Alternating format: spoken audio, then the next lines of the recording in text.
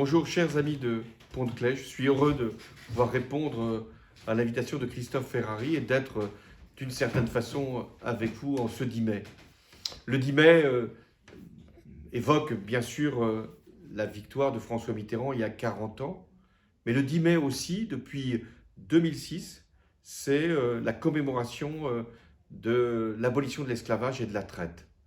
Et tous les 10 mai, et j'y ai veillé comme président de la République, il y a un rassemblement, il y a même des rassemblements partout en France pour évoquer ce qu'a été l'esclavage, la traite, et vous aurez ici à Pont-de-Claix de nombreux débats là-dessus, et pour aussi saluer tout l'effort, tout le combat de toutes celles et tous ceux qui ont permis qu'il y ait l'abolition de l'esclavage et de la traite. Il y a eu bien sûr de grands républicains qui ont fait en sorte que cette loi puisse être votée, enfin, sous la République, puisque c'était Napoléon qui avait rétabli l'esclavage que la Révolution avait supprimé. Mais sans les femmes et les hommes esclaves eux-mêmes qui se sont levés pour arriver à la dignité humaine et à abolir ce crime contre l'humanité, rien ne se serait véritablement produit. Donc nous devons faire à la fois œuvre d'histoire et de mémoire, savoir comment il y a eu ce fléau, cette soumission, cette atteinte aux droits fondamentaux de l'être humain, et comment il y a eu aussi cette bataille pour l'égalité, la dignité et la liberté. Et nous devons aussi faire un travail de regard lucide sur ce que sont encore des situations d'esclavage dans le monde d'aujourd'hui.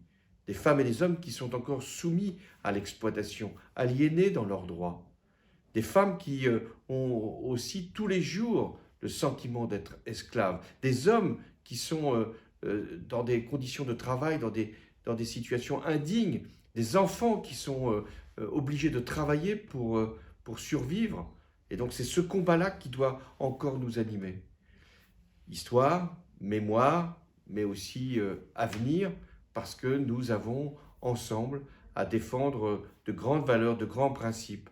Et lorsque nous voyons monter des extrémistes, lorsque nous voyons un certain nombre de thèses qui s'affirment, qui nient le racisme, qui nient l'antisémitisme, qui reviennent sur une façon que nous avons eue de faire l'histoire, qui veulent la réécrire, alors nous devons, comme à Pont-de-Claix aujourd'hui, avoir ce recueillement par rapport à ces combats passés, cette lucidité par rapport à ce qu'ont été nos combats, et puis aussi cette exigence par rapport à ce que nous avons encore à faire, toujours à faire.